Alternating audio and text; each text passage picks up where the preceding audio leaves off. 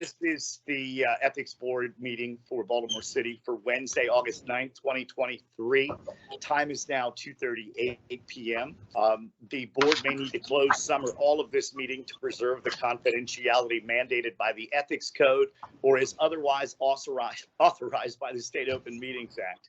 Likewise, upon adjournment of the open session, the board may reconvene for an administrative session to discuss non-public administrative functions of the board. Good afternoon. All right. All right. We're great. We got a quorum here. We are good to more than a quorum. We are good to go. We mentioned just a moment ago, we've got at least one hard stop of 4 o'clock for one member. So let's see how we can do this efficiently today and not need to lose anybody after 4 o'clock. So, does anybody have to leave any earlier? Is there any other scheduling conflicts? Yes. I have a 3:30 Zoom with the mediator cadre for Baltimore City. If I can leave, then I'd like to do it. If we're in the middle of something hot, I'll just have to delay and leave later. But if sorry for that. That's understandable. Okay. But let's go ahead and try to run through this now. We need to approve some leftover minutes for the public sessions of April and June. And Mara sent those out.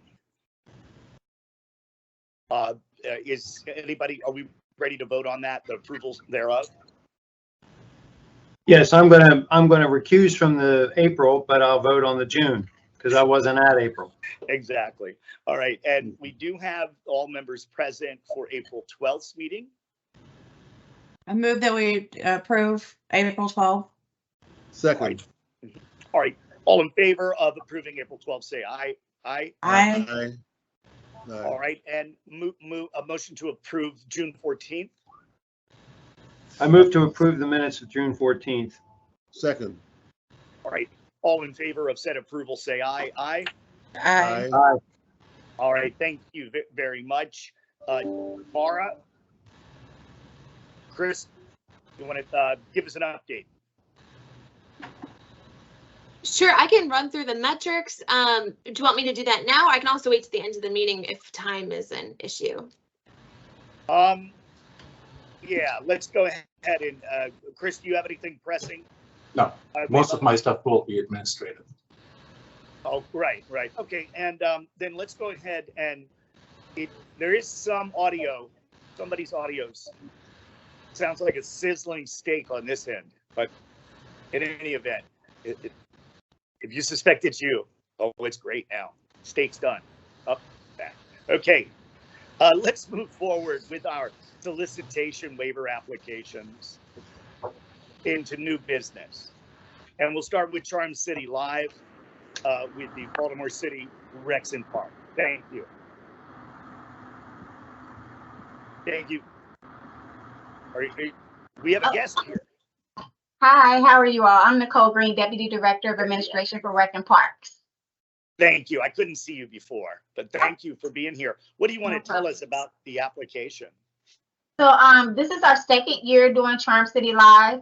This year is going to be even bigger and better. We have switched the location to Pratt and Market Street.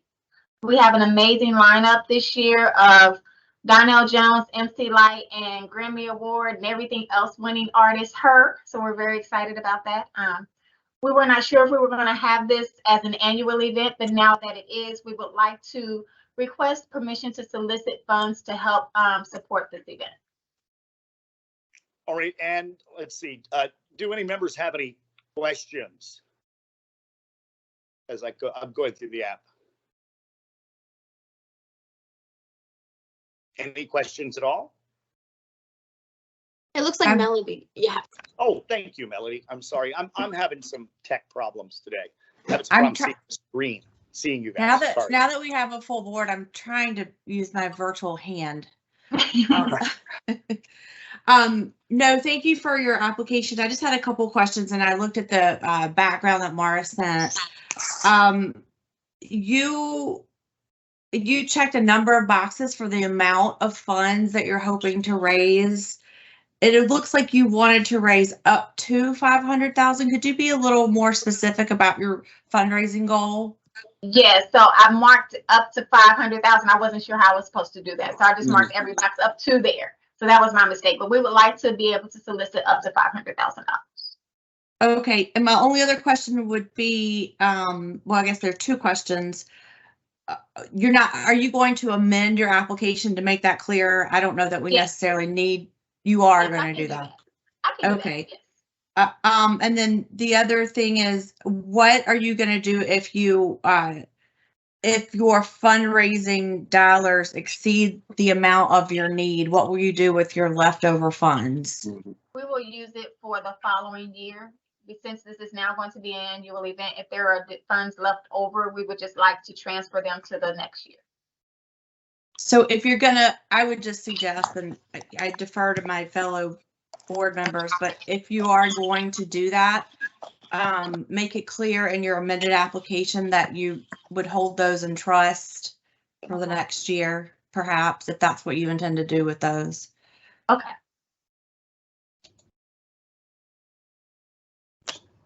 All right. Any other questions for Ms. Green? Yes, I have a question. Ms. Green, it says in section 5 of the application that donations will be solicited from businesses, companies who have expressed an interest in supporting this community event. And it looks like you, as we've already discussed, that you're going to be asking for considerable sums of money from these businesses and companies. How exactly are you identifying those who have expressed an interest? Are you going to go to companies and ask them if they're interested, or are you just going to wait for volunteers to come forward and say, hey, I'm interested?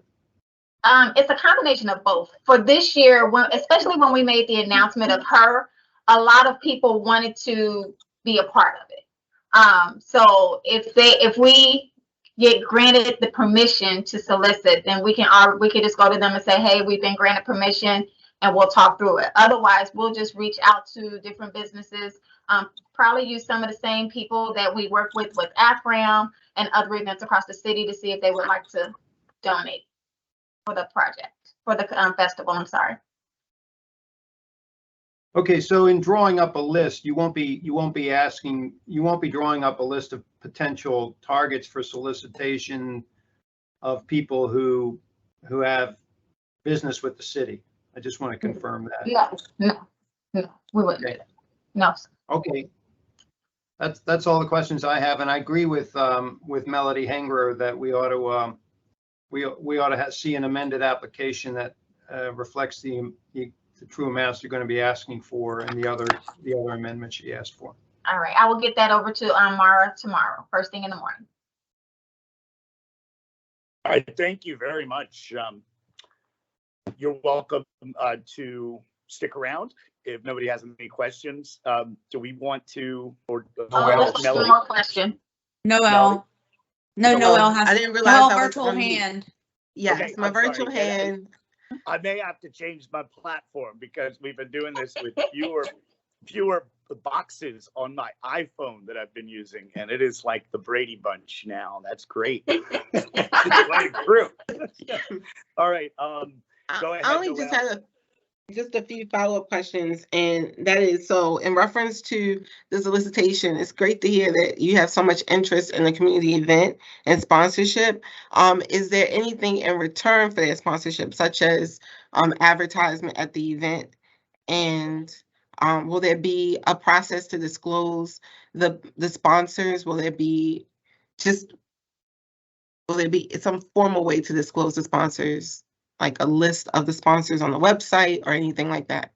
Yes, there will be. So we're going to do this similar to the way that we do AFRAM. And because this event is coming up so quickly, the sponsor the return on their investment is not going to be as big. But we have jumbotrons where we'll be running commercials, so we can run commercials for the sponsors. Their logos will be placed on our website. We'll shout them out on our social media. If we get their logos in time, or we get permission in time, we can add them to our t-shirts. So there will be some return on investment for that. Okay, and a way for it to be seen by the public of who sponsored it. Yes. All right. And then following up on the question in reference to the amount raised, if you raise more than what's needed, it's my understanding you're saying that you're going to just move that to the next year, the next Yes, budget. ma'am. Yes, to ma'am. Do you have I'm sure you have a budget. Or do you plan on disclosing the budget to produce this event? Yes, ma'am. Right now, our budget is we have 600,000 to produce the event. Yes, ma'am. Okay. All right. Thank you for answering You're my welcome. questions. No problem. Thank you. All right, thank you for being here today. We appreciate it. No problem. Thank you all. All right, members have any discussion other than obviously the points raised by three board members? I'd go ahead and move that we approve this solicitation subject to the amendments discussed. Second. All right, all in favor? Aye. Aye. Thank you. Carries. Let's head to the mayor's back to school event solicitation waiver and MOCFS.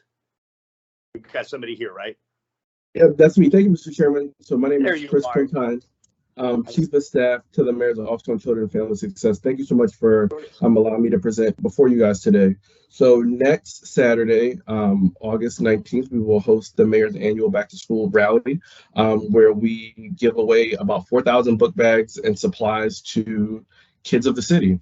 So it's a fun-filled day. We have a DJ will be there, different vendors. We'll have food trucks out there just, for kids to get prepared for the upcoming school year. So I'm happy to answer any additional questions you guys may have. And we solicit the funding via the Baltimore Civic Fund. They're our partners in terms of getting the solicitation. And that's where any surplus would go. Yeah, yes, all the dollars go there. Yes, sir. Right. And how many years have you been doing this? Oh, for quite a while. So I've been chief of staff for the last year. So this for a year now. This will be my second iteration of being a part of this program. And the mayor has always held this, and it's a wonderful event. I would hope to see you all come out if you guys are available. Thank you. Sounds great. Any questions? I just have a quick one. Forgive me, this is going to be an embarrassing question. It's really for the board. You guys, I can't remember if we approve it subject to Board of Estimates approval, or is this one of those that doesn't need Board of Estimates approval? I just noticed, I'm seeing Mara shake her head, so I'll stop talking and let you talk. No, you're exactly right. So I know that this was submitted to the Board of Estimates. I believe it was. So approval would be contingent on that endorsement, which may have already been obtained. So Chris, we would just ask you to send us over endorsement. It's like a signed memo from the BOE after it's approved on their end. Right. And just for the rest of the newer board members' sake, everything we do when it comes to gift solicitation waiver applications is subject to the Board of Estimates approval. So, do we have any further discussion? It's been around for a long time, and we've never had any issues with that with such a request. Okay, I'd go ahead and move for approval thereof. Second. All right. All in favor of approving the gift solicitation waiver application for the Mayor's Back to School event signify by saying aye. Aye. Aye. All right, thank you. All right, that's approved. Thank you all. Thank you. And then we have Ms.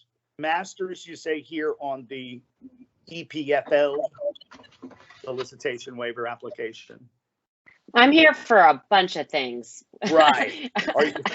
Yeah, well, you guys have the last three new business items. So yeah, you want to talk about where do y'all want to start?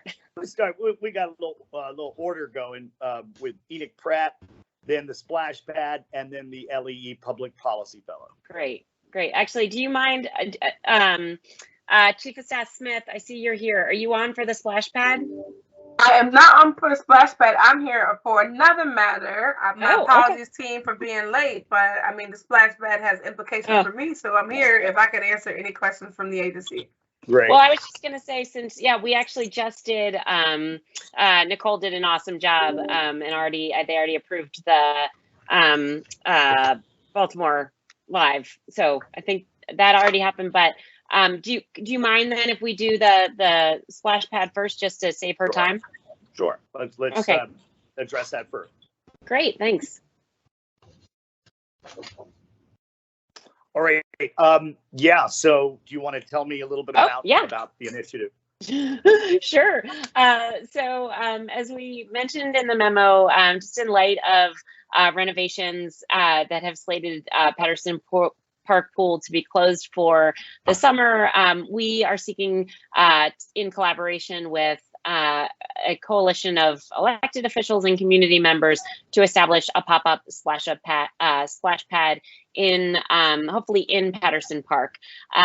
We intend to raise probably in the neighborhood of about $15,000 for this campaign, and it's going to pay for largely water features, water usage, maybe some discounted refreshments, but it'll largely go toward these. And really, I'm happy to pull up a picture if anybody wants to see one, but basically picture oversized turtles that have water coming out of their nose kind of thing.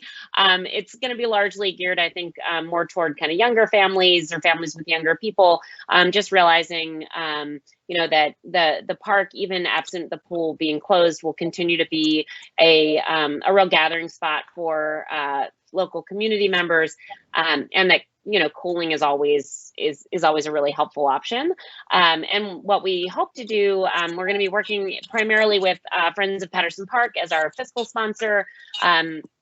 They will launch, pending approval here, they will launch a fundraiser on their website, which we will broadcast far and wide. And what eventually they will seek to do after purchasing the splash pads is to actually sign them over to Rec and Parks, so that for future uses, whether it is for, just a fun pop-up event somewhere, or for a future, for the next slate of pool closures, because we know there is a long line of aging pools that Rec and Parks has in their queue to close and refurbish. They will be able to potentially move those around and use them there. Yes, thank you. I mean, there's no question, living here in the first district, it was pretty devastating to some young families. So while my family is too old for a splash pad, I know there are many others who are going to look forward to that. So thank you. And this is going to go, this is also going to go civic fund overflow if need be, or are you going to purchase more equipment? Yeah, I think, so this will not probably go civic fund overflow. I think we'll either probably cut off the donation if we get to the point where we, no longer, because it'll be an open kind of donation portal. I think we'll either close the donation, or, we can talk with Rec and Parks about whether or not there are, whether we want to invest in more of this equipment to be able to use, at a couple other areas this summer. Right. Thank you very much. Questions, members? All right. Well, I will, unless there's any other questions or discussion, I'll go ahead and move to the approval of this gift solicitation waiver application for the Patterson Park splash pad. I second it. All right. It's been moved and seconded for approval. All in favor signify by saying aye. Aye. Aye. Sounds unanimous. And well, thank you for being here, both of you. You want to move back? You want to move back to Enoch Pratt? Great. Yep. Let's do it. All right. Yep. Peer Navigators program.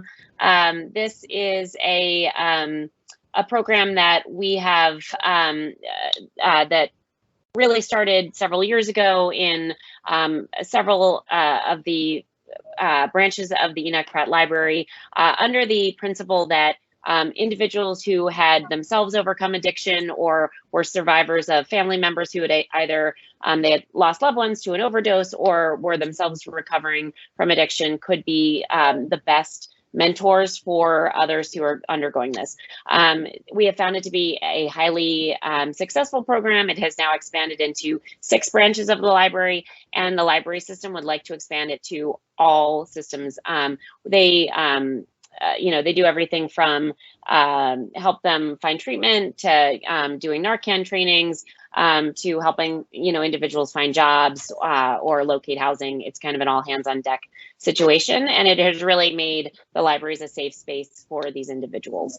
This charitable solicitation would actually help to fund a peer recovery specialist or specialists in every branch of the libraries. This funding would not go through, and now I want to make sure that I have this right, because Mara and I were back and forth on this quite a bit, but this money would go directly to the library system, so would not actually be passing through a fiscal sponsor, civic fund or otherwise. I think that's important to note. All right. Members, do you have any questions? Yes, I do. Thanks for coming to see us, Maggie. My question is, why is it that Councilman Cohen is involved in fundraising for the library when the library already has a big board of prominent people and fundraising expertise, and it just seems a little different to have a city councilman making a fundraising request. This is not like a splash pad in the park. This is something else for a separate institution that already has a very powerful board, it seems to me. So I'm wondering about that.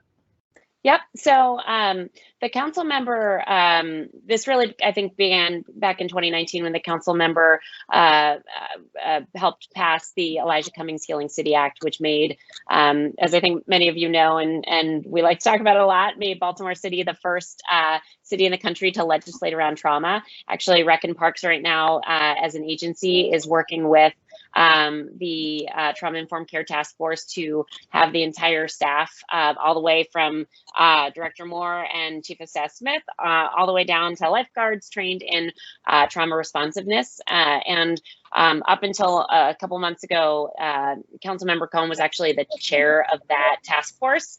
They have met biweekly for 3 years, and it is a volunteer-led group of people who oversee everything from kind of trying to bring trauma-informed practices from education, policy, kind of you name it. So with that said, the peer navigators really came from the work of the Trauma Informed Care Task Force, specifically our policy subcommittee.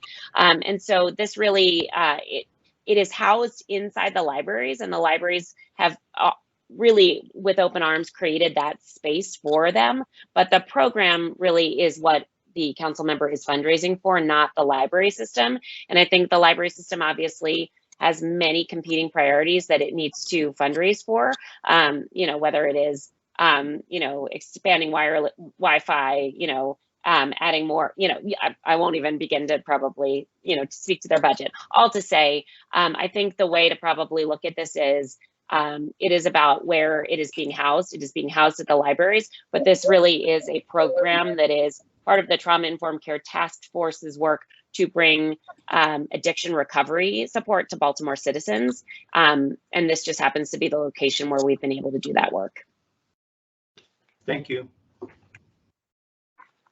All right, thank you very much, Ms. Masters. Noel? Yes, I'm thank you. so sorry. It's all right. You're getting used to me. I'm really loving this hand thing. I know. I won't take up too much of your time. Just to piggyback off of what John is saying, is there a process, or what you're saying, Ms. Masters, is there a process, or have you thought of ways to distinguish Councilman Cohen's fundraising efforts, distinguish it from the rest of the funding or the fundraising efforts of Enoch Pratt? Similar to, because when you described it and further explained it, it made me think of lawyers in the library. Right, it's been branded and so forth, and you don't really associate that with Enoch Pratt, but that is at the library.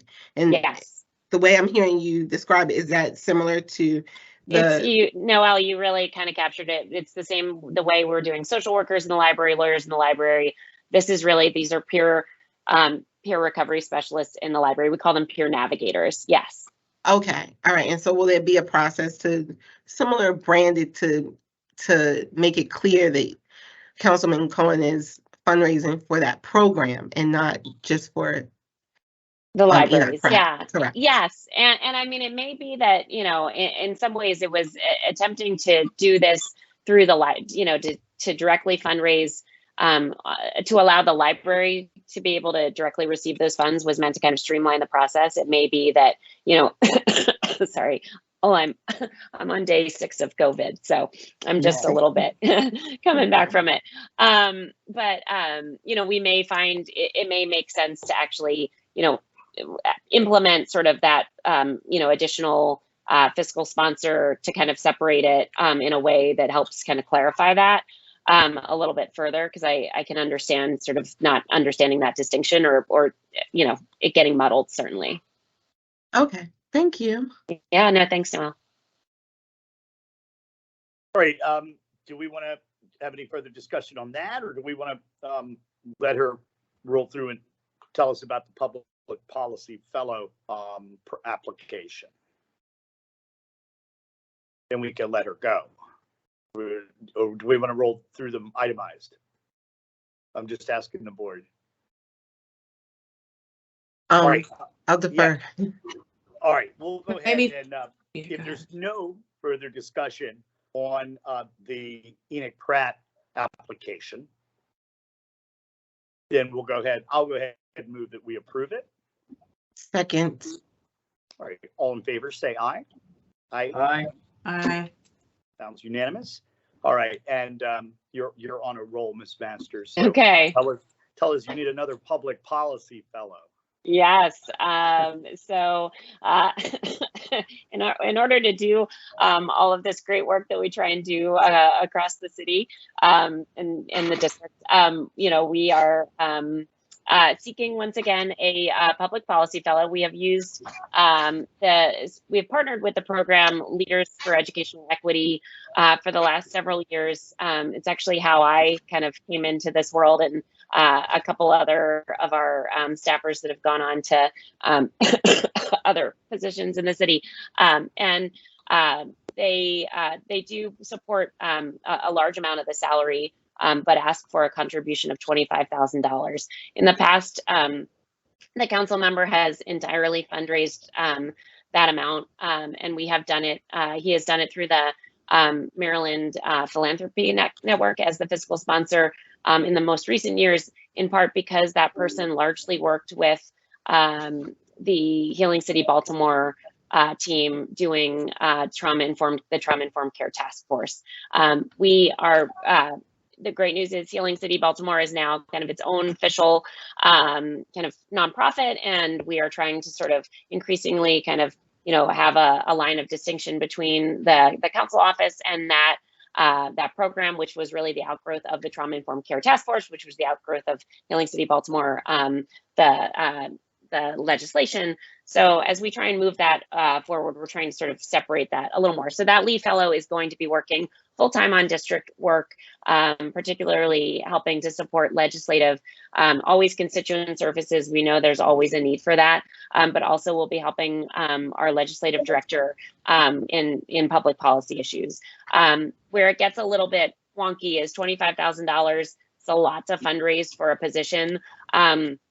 We really think that this staff member, who is a full-time staff member from September to May, is worth their weight in gold. This individual who we're going to be getting is someone who has 10 years of experience teaching in public schools. They are, you know, they live in the city. We know they're going to bring a wealth of talent, and we're getting them for a bargain price, but still $25,000 is a lot.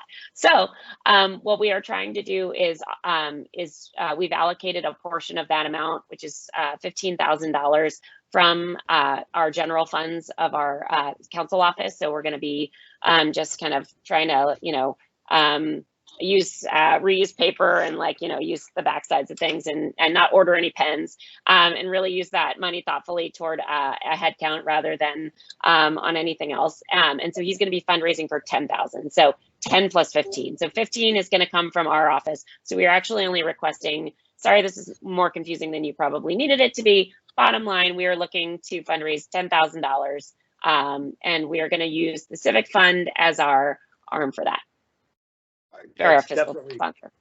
Yeah, thanks for sharing those details with us. I obviously, we've dealt with these kinds of policy fellow gift solicitation waiver applications for years, but for the benefit of the newer members, I think your explanation was excellent, and I'm sure they may have some questions as well. All right. No, I don't have any questions. Sounds pretty straightforward. Thank you very much. All right. Everything looks good. Let's go ahead and I'll move for approval of the Lee Public Policy Fellow gift solicitation application. Second. All right. Moved and seconded. All in favor of the approval thereof, say aye. Aye. Aye. All right, it's approved. Thanks for being here and spending so much time with us today. Great, and thanks. And I apologize. I think my computer's the one sizzling. For some reason, anytime I use Teams, it just apparently there's a recall I need to look into when I have time. Anyway, thank you all for the work. Yeah, Arnold, thank you all for the work you do. Thank really you. Appreciate it. Thanks, everybody. Take care. Take care. All right, Arnold's collected evidence over there against Teams. What did you say? I didn't hear you, Steve. And she said that the phone that was sizzling was hers, and that it happens when she connects on Teams. Oh, okay. There you go. Is there anybody here for Kaboom? Well, that would be me. I'm here from Recreation and Parks. Sorry to make you wait all day. That's all right. It got its own letter. All the others were 1 through 5, and you got your own section here. So yes. That means we're willing to give you all the time in the world. So, what's your name again? I'm Jasiah Smith. I'm the Chief of Staff at Baltimore City Recreation and Parks.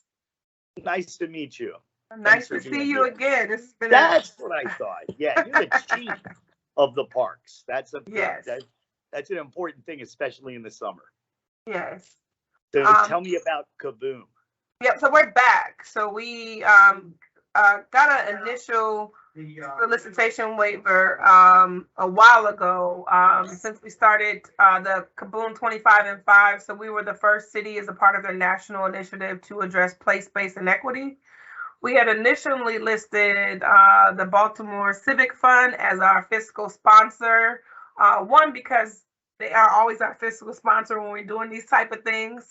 As the project has progressed, it's become obvious, one, that we don't have any funds deposited there, right? So we never actually officially went through establishing an account because we haven't yet started to collect funds for our recreation and parks projects.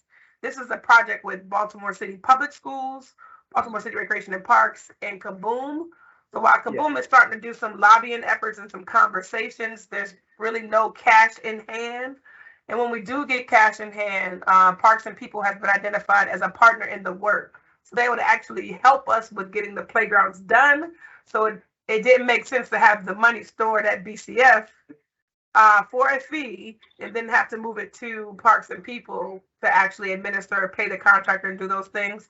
And because Parks and People has that capacity to be a fiscal sponsor, we are in the process of transitioning to them. We actually have a meeting scheduled with them in the next couple of weeks to officially set up an account with Parks and People and to have the conversation with Kaboom about once funds start to come in, what will happen. In this first phase of the project, we are primarily utilizing ARPA dollars and our own capital money. So the project isn't advancing without fundraising extra dollars. So we're already starting the 25 and 5 project. We anticipate that once people see the big investment that the city has in the playgrounds, it will open the floodgates for other well-doers who will want to sow into the space. So we see phase 1 as us getting our ARPA projects. We have 3 projects that will be completed by the end of this year, and then another 23 playgrounds that will be done next summer.